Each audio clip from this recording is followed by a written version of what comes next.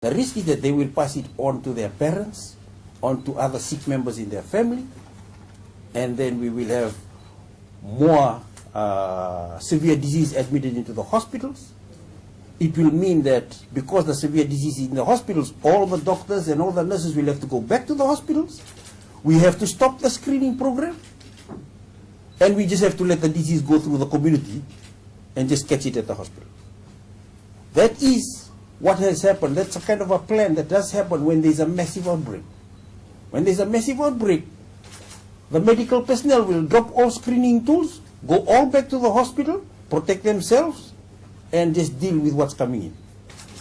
And when that happens, I tell you, nobody is protected. Nobody. You're only trying to protect people from the final result, which is the ultimate result, which is death. But we're not preventing anybody from getting sick. So this is one of the reasons why we need the community at large to talk to those people who are playing around, playing rugby, trying to play volleyball. Get them out from there. If it doesn't happen, call the police, tell them to come and deal with these people. They need to stop.